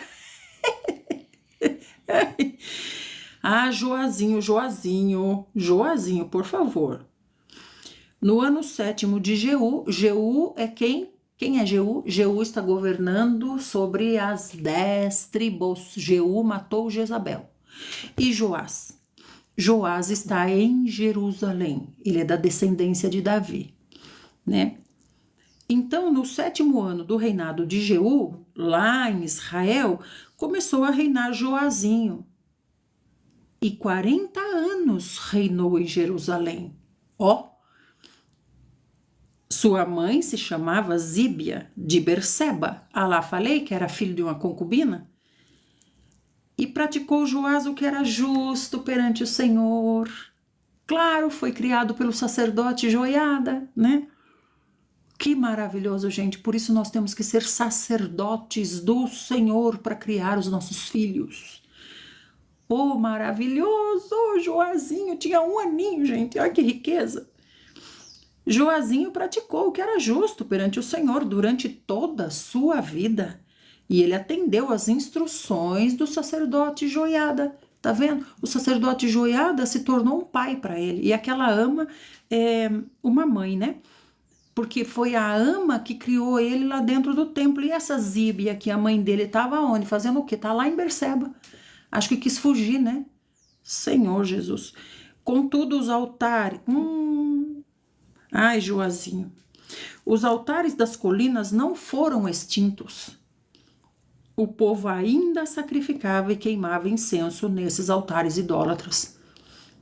Então Joás deu uma ordem aos sacerdotes: ajuntem toda a prata trazida como dádiva sagrada à casa de Yahvé, todo o dinheiro coletado no recenseamento, que é um tipo de imposto, né, que o rei cobra, as ofertas individuais e toda a prata que cada pessoa trouxer voluntariamente para o templo do Senhor, as ofertas. Que cada sacerdote receba a oferta dos ofertantes para que os estragos do templo sejam consertados, onde quer que se encontrem. Então ele está levantando uma força-tarefa para consertar os estragos do templo. Esse templo aqui é de Salomão. Ora, no 23º ano do rei Joás, os sacerdotes não tinham ainda restaurado o templo. Joás foi fiel ao Senhor, mas parece que ele não tem firmeza no trono, né? Não parece isso? Parece que ele não é firme. Não é verdade? Por esse motivo, o rei Joás chamou o sacerdote Joiada e os demais sacerdotes e perguntou para eles: por que ainda não consertaram as partes danificadas do templo? De agora em diante não vou recolher mais prata com os seus tesoureiros, mas vou destinar para as restaurações. Oh! Então os sacerdotes estavam administrando mal. Não é que estavam roubando, mas estavam administrando mal. Perderam a administração do templo. Vejam. Os sacerdotes concordaram em não mais receber nenhum dinheiro do povo, nem se encarregar das reformas do templo, não souberam administrar. Mas o sacerdote Joiada tomou uma caixa, fez um buraco na tampa e colocou do lado do altar, do lado direito de quem entrava no templo do Senhor. Os sacerdotes que guardavam a entrada depositavam ali todo o dinheiro que se trazia ao templo do Senhor. Acho que foi o primeiro gasofilácio, né? Quando eles viam que já havia muita prata dentro da caixa, o escrivão do rei e o sumo sacerdote vinham, contavam a prata e punham tudo em sacos, e em sacos encontrados no templo do Senhor, e punham tudo em sacos encontrados no templo do Senhor. Então vai enchendo sacos e vai guardando lá, né? Uma vez conferido o dinheiro, era entregue aos empreiteiros contratados para as obras do templo do Senhor, e estes o empregavam, pagando os carpinteiros e os construtores que trabalhavam na casa de Yahvé. Então não é Joiada, né? Joiada está aqui consertando. Agora a administração, na verdade, está na mão de Joiada, né? Os pedreiros, os escultores, na compra de madeira, pedras lavradas destinadas à restauração do templo. Contudo, a prata trazida à casa de Yahvé não era usada na confecção de taças de prata, nem apagadores, nem cutelos, nem bacias para aspersão, trombetas, nem objeto algum de ouro ou de prata para o templo do Senhor, porquanto eles entregavam totalmente todo o dinheiro que arrecadavam, entregavam para os trabalhadores na construção. Então, por isso que não estava sendo feita essa restauração, né? O dinheiro estava sendo mal administrado. E eles se responsabilizavam por administrar a verba, eles mesmos, nos reparos que o templo necessitava. Que lindo isso aqui, né? Porque a gente vê que o Senhor confiou aos pedreiros. Nessa época não se exigia prestação de contas dos que pagavam os empreiteiros e trabalhadores, pois todos agiam com honestidade. Oh, glória a Deus! Isso aqui com certeza deve ser usado na maçonaria, né? Os maçons devem dizer, olha nós ali, ó, esses somos nós. Com certeza, gente. É certo que eles devem usar essa passagem aqui, né, de Joás. Porque eles não são os pedreiros, executores do grande engenheiro do universo? Então aqui diz que os empreiteiros eram muito honestos. Entretanto, todo o dinheiro oferecido pela expiação de um delito, pecado ou culpa, esse não era destinado para reforma, porque é dinheiro para reparação de pecado. Não era destinado às reformas de Yahvé, mas era entregue aos sacerdotes, porquanto pertencia a eles. Nesse tempo, Azael, o rei da Síria, é outro rei da Síria, agora era Haddad, né? Agora é Azael. Azael, rei da Síria, atacou a cidade de Gate e conquistou a cidade de Gate. Depois Azael decidiu marchar contra Jerusalém. Será que Joazinho é homem de guerra, gente? Joás, rei de Judá, tomou todos os objetos sagrados que seus pais, Josafá, Jeorão e Acasias, reis de Judá, tinham consagrado, e tudo o que ele mesmo tinha oferecido, como também todo o ouro que estava no tesouro da casa de Yahvé e no palácio real, e o mandou a Azael, o rei da Síria, o qual desistiu de invadir Jerusalém. Olha, Joazinho não é homem de guerra, mas é homem estrategista. Puxou papai Davi, né? Ele juntou tudo e mandou para Azael, para acalmar Azael, o rei da Síria. O restante da história de Joás e todos os seus feitos, não está tudo escrito no livro das crônicas dos reis de Judá? Levantaram-se dois servos, então se levantaram dois servos de Joás e conspiraram contra ele, ó. Dois traidores, servos de Joás, não são da descendência de Davi, são servos de Joás, né? Conspiraram contra ele e mataram Joazinho na casa de Milo, no caminho que desce para Sila. Joazinho tem quantos anos, gente? Ele governou por 40 e quanto? Cadê ele? Ele governou durante...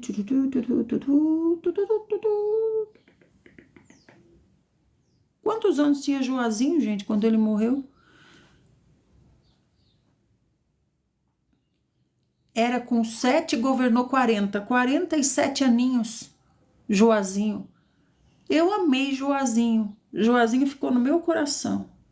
Só que ele não conseguiu, não extirpou toda a idolatria, né? Talvez não seja porque ele não quis, mas porque não teve apoio, não sei.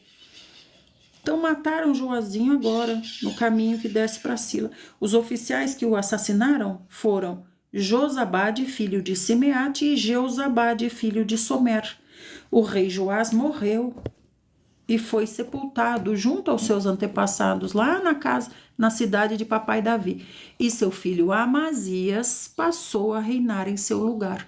Então esses servos aqui estratégia não é suficiente, mas ele foi um bom estrategista, né, para evitar que a Síria tomasse Jerusalém, né, para isso ele foi. Mas aqui, na verdade, é traição, né, por isso que o Senhor diz, né, maldito o homem que confia no homem. Veja, eram dois do meio dele mesmo, dois do meio dele que mataram ele. E ele teve um filhinho, né, Amazias. Olha que bonitinho Joás, gente. E ele teve Amazias, e daí Amazias ficou no trono, no lugar de papai Joás. Vamos ver como é que foi Amazias, mas isso a gente vai ver amanhã. Vamos agora para o Novo Testamento? Gente, tremendo. E Jeú tá lá, hein? Jeú tá lá em Israel. O que será que Jeú tá fazendo em Israel? Bom, vamos para o Novo Testamento? Pode ser, gente? Tranquilo? Compartilhem a live, como a Andreinha tá fazendo, ó, põe o dedo na tela do celular e segura. Aí vai aparecer uma lista, aí você vai enviando. E também fiquem nos corações, porque os corações trazem as pessoas para cá. Hoje me empolguei tanto com a história aqui que até me esqueci de falar para vocês mandarem corações, mas vocês sabem, né? Tem que mandar corações. Gente do céu. Tremenda a história de Joás, né? 1 aninho quando ele foi guardado pelo Senhor. Como o Senhor é fiel a Davi, né, gente? Olha a fidelidade, a promessa que ele fez a Davi. Por isso, gente, nós não podemos duvidar de nenhuma das promessas do Senhor que estão aqui, ó. A gente tem que saber as promessas e guardar as promessas. Veja como o Senhor é fiel à promessa que ele fez a Davi. Glória a Deus, né? Guardou esse pequenininho, 1 aninho, o Senhor guardou. Senão não ia ter descendente de Davi. Olha que coisa incrível, né? Muito bem.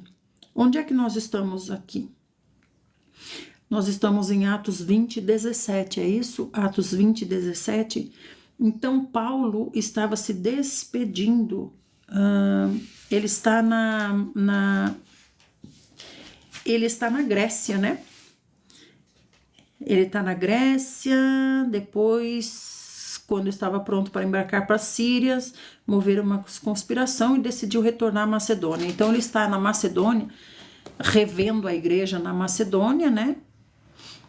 E lá ele recebeu todos os irmãos, se juntaram lá todos os irmãos, Gaio, Derbe, Timóteo, Tíquico, Trófimo, e esses irmãos depois foram adiante e o esperaram em Troade. E nós, depois dos dias dos pães sem fermento, navegamos de Filipo e em 5 dias nos encontramos com eles em Troade, onde ficamos por mais 7 dias. Então estão em Troade. Lá em Troade é que aconteceu a história do Eutico. Gente, o Eutico caiu da janela do 3º andar, caiu para fora da reunião. Na minha cabeça, segundo as pregações que a gente escuta, ele tinha caído para dentro da reunião, né? Mas não foi, ele caiu para fora da reunião. E aí a King James aqui, estudiosa da palavra, há mais de 400 anos estudando, né? De uma maneira científica, como Lucas fez, estudando o tempo, a cultura, a história e tudo mais. Então King James nos conta que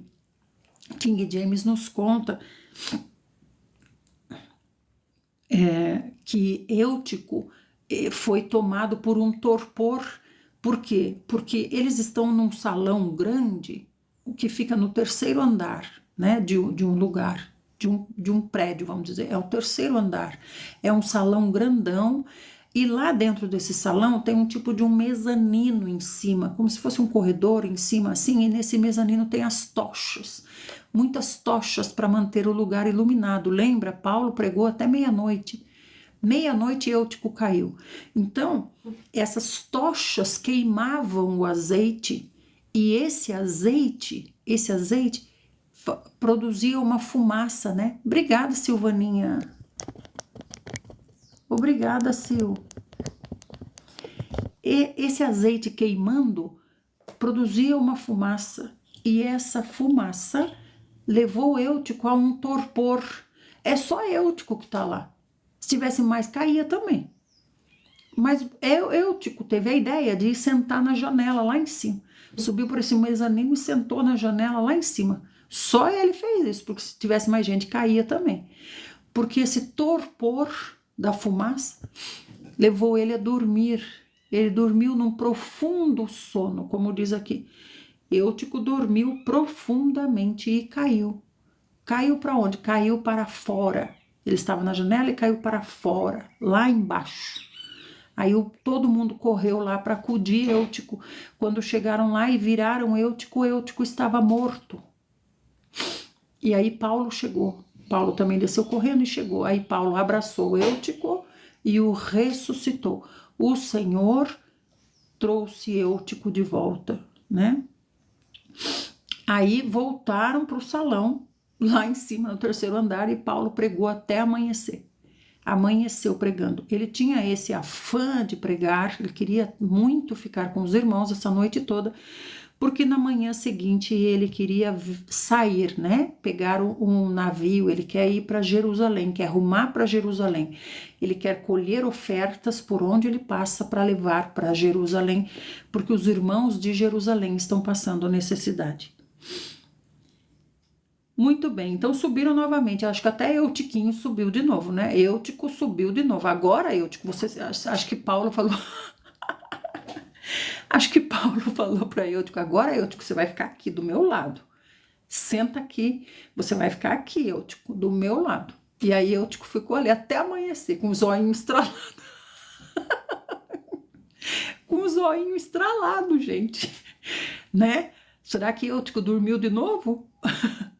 Gente do céu, eu dormi na janela, eu não percebi nada. Olha, eu contando a história. Gente, eu juro para vocês, gente, é verdade. Eu estava sentado lá, eu não vi nada. Não vi nada. Quando eu percebi, eu já estava abraçando Paulo. Eu falei: como é que pode isso?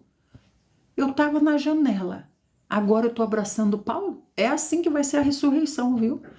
A ressurreição dos mortos vai ser assim. Não vai entender nada. Né? Puxa, ó a ressurreição dos mortos, ó. Puxa, eu estava doente no hospital, não lembro de mais nada que aconteceu. Agora acordei aqui diante do trono. É assim, né? Igual Eutiquinho aqui, 50k. Igual Eutiquinho aqui, ó. Eutiquinho contando a história aqui. Gente, contar para vocês. Só no outro dia que ele pode contar, né? Porque Paulo não deixa contar agora. Paulo segurou ele ali. Agora você fica aqui. abençoado. Então, veja bem, eu tipo era jovem, coisa de jovem, né? Então, eu tiquinho no outro dia contando a história. Gente, agora que Paulo já foi? Paulo já foi, gente? Você viu lá se Paulo já foi? Foi? Foi? Foi? Gente, deixa eu contar para vocês o que aconteceu comigo. Venham me falar. Escute, eu tava lá sentado na janela, gente, e eu tava prestando atenção no que Paulo falava. Paulo chamou minha atenção, mas eu não tava fazendo por mal, eu tava prestando atenção. E aí eu não sei o que aconteceu, não sei o que aconteceu. De repente, eu estava abraçado com Paulo lá embaixo no jardim. Não entendi, foi nada. Aí o povo, pois é, Eutico, você não sabe como é que foi. E Paulo falou, Eutico, ó, Eutico, ó, fica, se você levantar daí, nem que seja para fazer xixi. Ai, se você levantar daí, nem para fazer xixi, você levanta daí. E fica quietinho com o zoinho arregalado. Não me feche esse olho. Paulo era bravo, né? Ai, ai, Senhor Jesus. Então, nós chegamos em Atos 20, 13, né? Atos 20, 13. Nós, entretanto, então conduziram ele vivo e sentiram-se extremamente confortados, né? Nós, entretanto, nós é quem? Lucas e o resto, né? Tadinho de Eutico. É ideia de jovem, né? Por isso que jovem, gente, a gente tem que vigiar. Tem que vigiar os jovens, porque os jovens são muito corajosos. Lembra que o Senhor gostar? O Senhor ama os jovens. Os jovens levam a morte para fora, lembram Safira e Ananias? Os jovens são corajosos, são guerreiros. Lembra que o Senhor falou? Levanta aí os guerreiros de 20 anos. Quero os guerreiros de 20 anos. Eles estavam tudo lá. Estamos aqui, Senhor. O que é para fazer? Para onde que é para ir? E uns já estavam até indo. Calma, gente. O Senhor não falou ainda. Espera. Então, os jovens, por isso que precisam ser vigiados, né? Porque eles são muito corajosos. Eles são audaciosos, né? Ai, Senhor, a gente tem que aprender com eles, né? Nós somos o quê? Murchinho. Muito bem, nós não dormimos na janela, nós dormimos no banco, né? Eutico dorme na janela, porque ele é corajoso, audacioso. E nós estamos lá no banco. Né? Paulo tá gritando lá na frente e nós estamos lá no banco, roncando lá no banco. Oh, Senhor Jesus. Muito bem. Então nós, entretanto, nos dirigimos ao navio e embarcamos para Assos, onde receberíamos Paulo a bordo. Paulo, ele tá sempre assim, destoado, né? Vocês estão percebendo que ele tá sempre destoado, né? Dos planos? Estamos sempre assim, encontramos Paulo chegou, Paulo foi. Gente, o que está acontecendo? Então nos dirigimos ao navio e embarcamos para Assos, onde receberíamos Paulo a bordo, pois assim ele havia determinado, tendo preferido ir a pé. Então eles foram no navio e Paulo foi a pé, passando pelas cidades da margem. Quem foi com Paulo? Quando nos alcançou em Assos, o recebemos a bordo e seguimos viagem para Mitilene. No dia seguinte, navegamos de Mitilene e chegamos até Quio. No outro dia, cruzamos para Samos e um dia depois chegamos a Mileto. Tudo isso no navio, tá? Porquanto Paulo havia decidido não aportar em Éfeso, para não se demorar na província da Ásia, pois tinha muita pressa. É isso que eu quero saber, Senhor Jesus. Tinha muita pressa em chegar a Jerusalém, se possível antes do dia de Pentecoste. Por quê, Paulo? Será que os irmãos em Jerusalém estão passando tanta necessidade desse jeito? Que Paulo tem esse desespero de chegar logo em Jerusalém? De Mileto, Paulo pediu para que fossem chamados os presbíteros da igreja de Éfeso. Éfeso é lá onde teve aquela encrencona lá no teatro, lembra? Por causa de Demétrio, por causa das joiazinhas que ele fazia, da falsa deusa Diana. Tá lá Paulo de novo em Éfeso. Que bom, né? Paulo repassou em todas as cidades. E assim que se reuniram, Paulo lhes declarou: vocês bem sabem como foi que me comportei quando estive aqui em Éfeso, durante todo o tempo em que convivi aqui com vocês, desde o primeiro dia em que cheguei à província da Ásia. Eu servi ao Senhor com toda a humildade e com lágrimas, sendo impiedosamente provado pelas ciladas dos judeus. Ó, o mundo me odeia. Ó, o mundo me odeia. Não é todos os judeus. É o mundo me odeia que está dentro do sistema religioso. Alguns, né? Paulo chorava por causa do mundo me odeia atacando ele. Senhor Jesus. Impiedosamente foi provado pelas ciladas dos judeus. O mundo me odeia. Sabeis igualmente que jamais deixei de pregar nada que fosse proveitoso, mas ensinei vocês tudo em público e também de casa em casa. Ó, ele reunia os irmãos nas casas, né? E fazia reuniões nas casas e também em público, quando era possível, nas praças. Testemunhei tanto a judeus como a gregos que eles necessitam se converter a Deus sob total arrependimento e fé no nosso Senhor Jesus. Agora, pois, compelido pelo Espírito Santo, ó, ele está dizendo que o Espírito Santo o está levando para Jerusalém. Estou seguindo para Jerusalém, desconhecendo o que ali vai me acontecer. Ele tem uma intuição a respeito. É a última viagem dele, gente. Algo na intuição dele está dizendo. Sei, no entanto, que em todas as cidades o Espírito Santo me previne que prisões e sofrimentos estão preparados para mim. Ó, ele sabe. Por que, Paulo, então você vai? Contudo, nem por um momento considero a minha vida como valioso tesouro para mim mesmo, contanto que possa completar a missão e o ministério que recebi do Senhor Jesus para dar testemunho do evangelho da graça de Deus. Só que ele vai cumprir a missão preso. O Senhor teve que prender ele para ver se ele parava. Hein? Por que esse desespero de Paulo, gente? O Espírito está avisando ele. Paulo, o que te espera é prisão, é sofrimento. Sei, no entanto, que em todas as cidades o Espírito Santo me previne que acontecerão prisões e sofrimentos. Tudo já está preparado para mim. Agora, pois, compelido pelo Espírito Santo, estou seguindo para Jerusalém, desconhecendo o que ali me sucederá. Mas sabe que vai ser sofrimento e prisão. A expressão grega, traduzida por algumas versões como constrangido, aqui no versículo compelido, vem da forma original e literal acorrentado e puxado pelo Espírito.